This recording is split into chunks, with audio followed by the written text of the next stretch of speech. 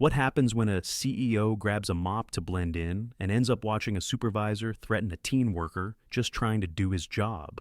Isaac Trenton had owned the fast food chain for 8 years. He bought it from the original family who started it, built it into 18 locations across 3 states, and turned it into a name people trusted. At least, that's what he thought until the complaints started stacking up. It wasn't anything major, a few bad reviews, a dropped order here, a rude manager there. His district managers kept telling him everything was fine. Same turnover as always, they said. Normal stuff. But Isaac had built his business on treating people right, customers and crew. And something about the tone of those complaints didn't sit right. He decided to go see for himself. He picked store number 7, a location in a busy suburb, right off the highway. It had a high school across the street, and a reputation for being understaffed during the rush. The district manager told him the store was a little chaotic, but handled by a tough supervisor who keeps things in line. That was enough for Isaac. He created a fake identity, shaved his beard, dyed his hair darker, added a slight limp to his walk, a fake name tag, Eli, and a schedule as a 2-week trainee. He'd never met the staff at this store in person. Most only knew the CEO from newsletters. He was just another guy in a too big uniform. When he showed up for his first shift, the dining area was sticky, the kitchen loud with stress. No greeting, no introductions, just a grunt from a middle-aged man in a faded polo. "Let's go, Eli, grab a mop." Floors look like hell. The supervisor's name was Darren, built like a linebacker, always shouting orders like he was running a boot camp. Isaac just nodded and grabbed the mop. He worked quietly, watching. The crew was mostly teens, probably high schoolers working after class. There was one kid, maybe 16, skinny, nervous, always trying to stay ahead. His name tag read Matthew.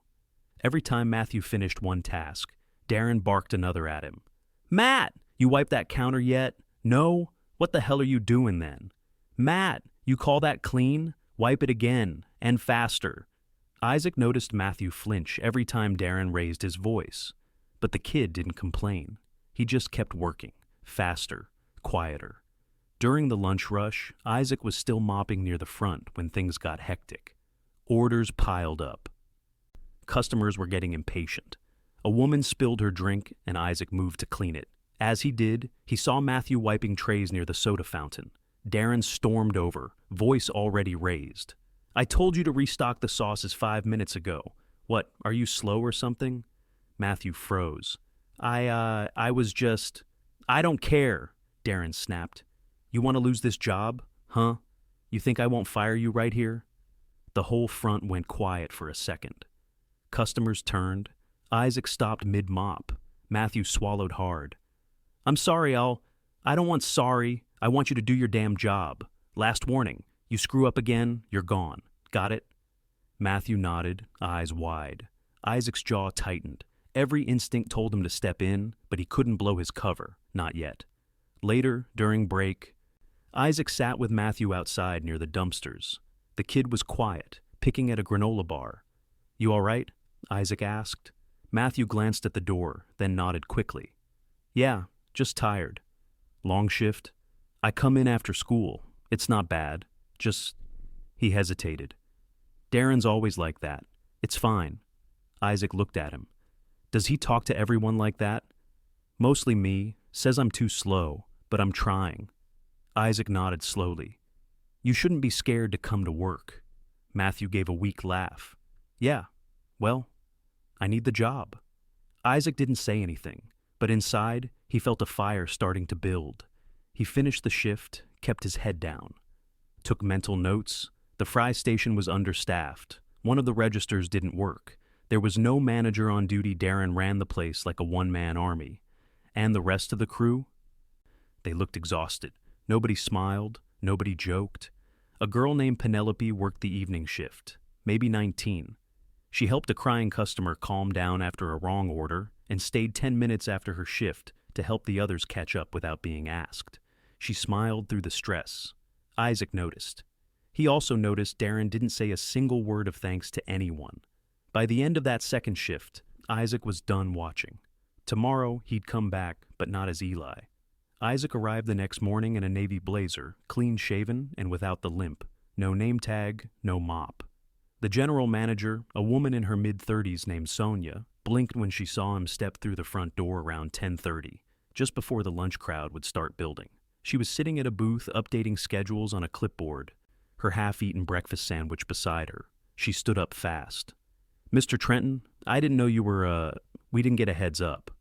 "I didn't give one," he said simply. "I'm not here to tour. I'm here to fix something." She opened her mouth, closed it, then nodded. "Would you like to sit down in the office?" "No, I'd like you to bring Darren to the back, now." Sonia didn't ask questions. She walked quickly behind the counter and disappeared into the kitchen.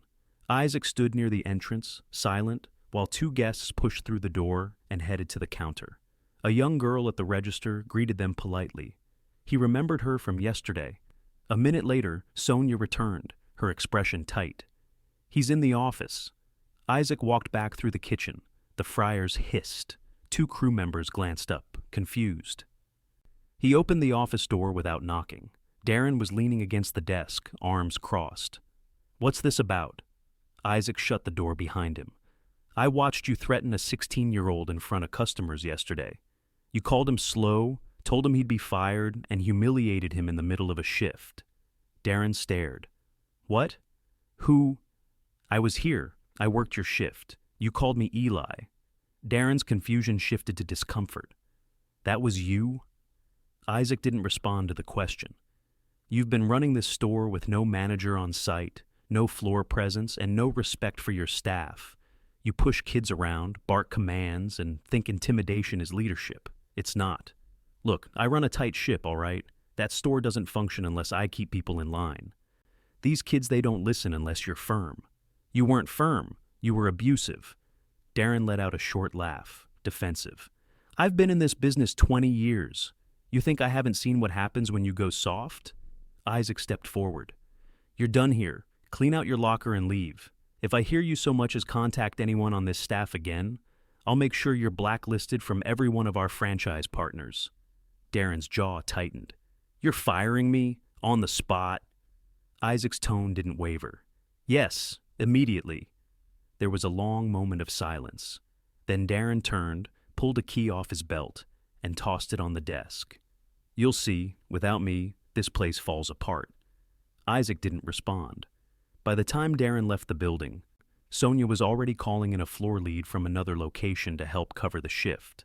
Isaac called the district manager and told him to meet him at store 7 within the hour. Then he stepped into the back area near the prep line. Penelope was slicing tomatoes. She looked up, confused. "Where's Eli?" "I am Eli," he said. "My name's Isaac Trenton. I own this company." She slowly put down the knife. "I saw how you handled that customer yesterday. You stayed late. You helped others without being asked. That's not something I overlook." Penelope blinked. I didn't know you were watching." "I was, and I need people like you to help me fix this store." She didn't say anything for a moment. Then, "Are you replacing Darren?" "I already did, effective 10 minutes ago." She let out a breath, then nodded slowly. "Good." Isaac stepped back out into the dining area. The girl running the register was now trying to manage the drive-through headset as well. A line was forming. Isaac walked to the side and motioned to Sonia. "How often does she work solo like that?" he asked. Sonia looked embarrassed. "Too often. We've had 3 people quit in the last month. Darren said they couldn't handle the pressure." Isaac shook his head. They weren't the problem. He stepped behind the counter, washed his hands, and grabbed a headset. "Go focus on the front," he said to the girl. "I'll cover drive-through." She stared at him. "You know how?" "I used to run 2 lanes in Chicago. Just hand me the updated menu." By 1:30, the lunch rush had passed. The floor was sticky again, the trash bins full, but the mood was lighter. Sonia brought out bottled water for the team. Isaac sat at a back booth with the district manager, who had arrived 20 minutes earlier, pale and sweating. "I trusted Darren," the manager said, his voice low. "He always made his numbers, never mentioned any staff issues. You didn't check in person." "I did, once a month, sometimes twice." "During which hours?" "Usually mid-afternoon. Less chaotic." Isaac stared at him. "That's not a check-in. That's a photo op." The manager didn't respond. I'm pulling you from this district, Isaac said. You'll be reassigned to audit compliance for now. I want a full report on management practices across all your stores by Friday. He didn't argue. Isaac stood and returned to the kitchen. Matthew was restocking the cooler, his face flushed from the heat. He paused when he saw him. You were the boss the whole time? He asked. Isaac nodded. I saw how hard you worked. I saw how you kept going, even when it got ugly. Matthew looked unsure. Was I doing okay? You were doing more than okay. You were doing your best under someone who didn't deserve to lead anyone. Matthew looked down, then back up. I thought maybe I just wasn't good at this. You're better than most. You just weren't getting the support you deserved. Isaac turned to Sonia, who had just stepped into the kitchen. I want him trained on register starting next week, he said, and make sure he gets consistent evening shifts. Nothing that runs past 10 on school nights. Sonia nodded immediately. Isaac looked back to Matthew. We're going to fix this place, and I want you here when we do. Matthew managed a small, almost stunned nod. Isaac spent the rest of the day walking the floor. He talked to every crew member. He asked for names, not numbers. He stood at the dish sink and helped Penelope finish the late shift cleanup. She didn't treat him like a boss. She treated him like someone willing to do the work. When the store closed at midnight, Isaac sat alone in the office, looking over the roster pinned to the corkboard. Half the names had been written in different handwriting, last-minute changes, dropouts, replacements. He circled 3 names, then he picked up the phone. Tomorrow, he'd be sending in 2 new assistant managers from better-performing stores. Not to dictate, but to listen, to stabilize, and to begin rebuilding this place from the inside. This wasn't just about one store. This was about the culture he'd let drift too far from what he believed in. No more blind trust, no more silence, and never again would he assume the numbers told the whole story. The next morning, Isaac returned to Store 7, dressed plainly in rolled sleeves and slacks, no blazer. He wasn't there to observe anymore, he was there to rebuild. While the 2 interim assistant managers he'd sent over from nearby locations were scheduled to arrive by midday, the morning shift was still running thin. Sonia greeted him outside, rubbing sleep from her eyes. The girl who was supposed to open called out again, said something about her mom needing the car. Isaac nodded once. We'll cover it. I'll take counter until the others arrive. They stepped inside together. The lights buzzed above them as the crew shuffled into place. Penelope was already clocked in, prepping the toppings bar. She gave Isaac a brief glance, then returned to slicing lettuce. Her posture was tighter than the day before, more alert. Matthew came in 5 minutes later, wearing a clean uniform and carrying a small notebook. He paused at the door, then walked straight over to Isaac. Can I watch you on register today? He asked, voice steady. Isaac nodded. You're not on the schedule until this afternoon. I know, I came early, figured I could learn faster. Isaac stepped aside and gestured to the screen. All right, let's get started. For the next hour, he walked Matthew through the basics of register flow, order accuracy, upsell prompts, how to navigate item modifiers without slowing down the line. Matthew asked sharp questions, writing everything down. His nerves were still visible, but there was a growing confidence underneath. He wasn't scanning for Darren anymore. At 11:30, the first assistant manager arrived. Her name was Carly, a lean woman in her 30s with a quiet voice and sharp eyes. She didn't introduce herself with titles, just tied an apron around her waist and headed straight into the kitchen. Isaac watched her step in beside the youngest cook and start assembling sandwiches without prompting. Within minutes, the line moved smoother. The second assistant, Darian, arrived by noon, taller, broader, used to chaos. He took over drive-through and reprogrammed a frozen screen without asking for help. When Sonia stepped into the back to start reviewing payroll, Isaac stayed out front. By 1 o'clock, the line stretched to the door. A group of students from the high school had shown up, laughing and bumping shoulders. Isaac handled the orders while Matthew navigated the drink station. One of the students, a boy with a varsity jacket and a loud voice, tossed a wrapper onto the counter. You missed your shot, man, he said toward Matthew, sneering. You're still back there making sodas? Matthew didn't answer. Isaac stepped forward. You can take your food and go, he said evenly. Relax, man. I'm just joking. No one's laughing. Take your food. The student made a show of rolling his eyes, grabbed his tray, and walked off. Isaac didn't look away until he was gone. Matthew wiped the counter silently. Isaac leaned down slightly. "You all right?" "Yeah, he's just like that. Not in here, he's not." They worked side by side the rest of the rush. By mid-afternoon, the pace eased. Carly took over the front for a bit, so Isaac could check in with the kitchen. He found Penelope reorganizing the prep fridge, labels in hand. She looked up when he approached. "You've been on since 7? "Yeah, I'm fine. I don't mind long shifts, just not back-to-back closings anymore." Isaac nodded. "Starting next week, we're hiring 2 more part-timers. You'll get some breathing room." She set a tub of sliced onions on the shelf. "You think people will want to work here now?" "They will, and the ones who already do will have a reason to stay." Penelope wiped her hands and leaned back. "You're going to need someone to train the new hires, someone who knows how this place runs when it's good." Isaac looked at her for a long second. "You offering?" "I'm saying I could help, if you're serious about changing things."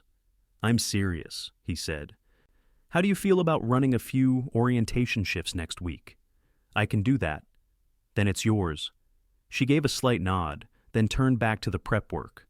Isaac returned to the front and found Darian speaking with a young crew member named Tony, barely 17, with a knot of braids and the kind of energy that made others move faster around her. She was animated, pointing out an issue with the drive-through headset lag. Darian listened, then pulled a tablet from his bag and started logging the malfunction. Isaac waited until Tony stepped away, then approached. "She's sharp," he said. Darian didn't look up.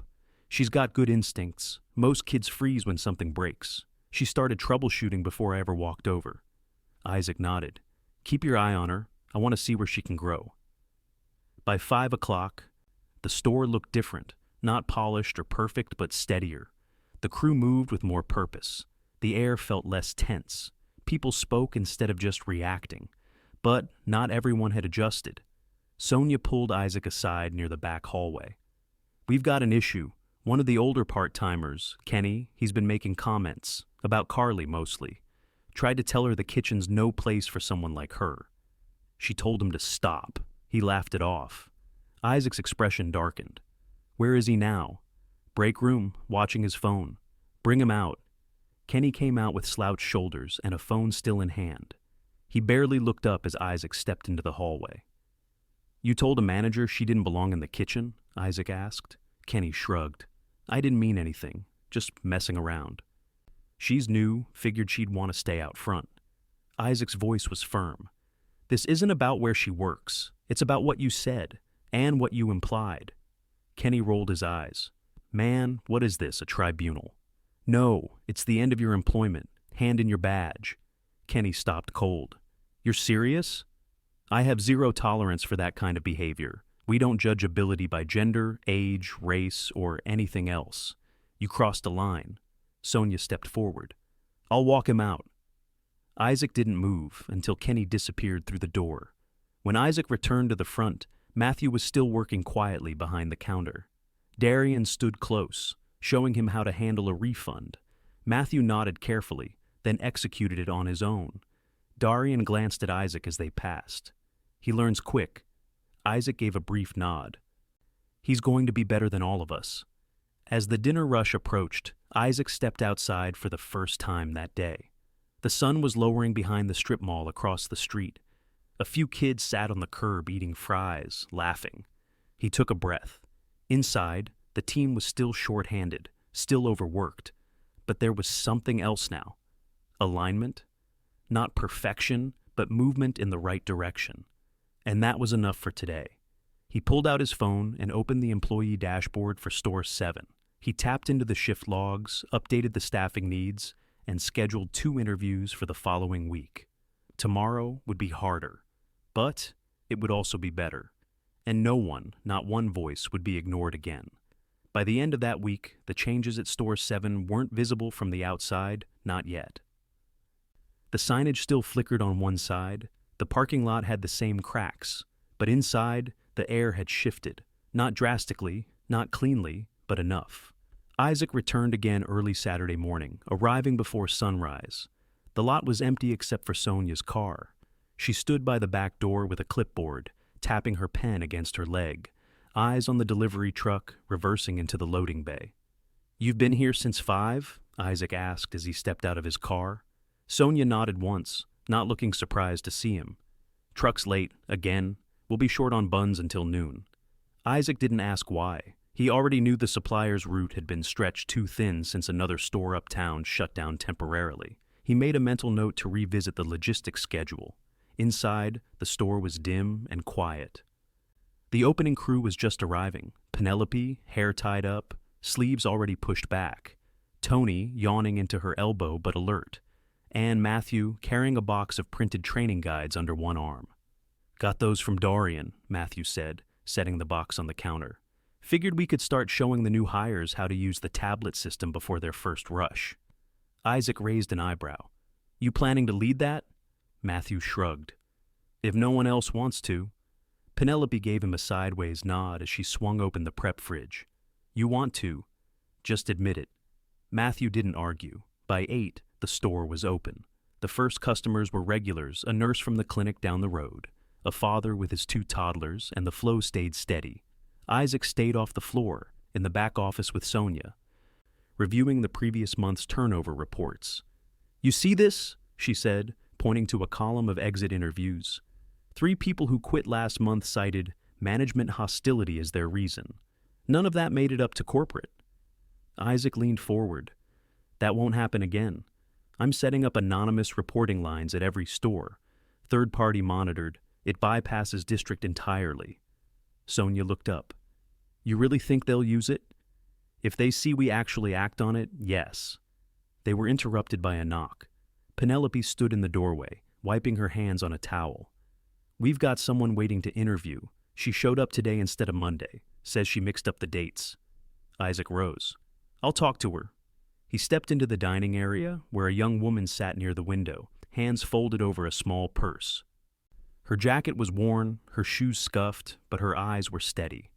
"You're here for the team member position?" he asked. She stood quickly. "Yes, sorry I came early. I got the day wrong." "What's your name?" "Zara." He nodded to a booth. "Let's talk for a minute." They sat. Zara explained she'd worked at 2 other fast food places before, both further out toward the city. One shut down suddenly. The other cut her hours until she couldn't afford the commute.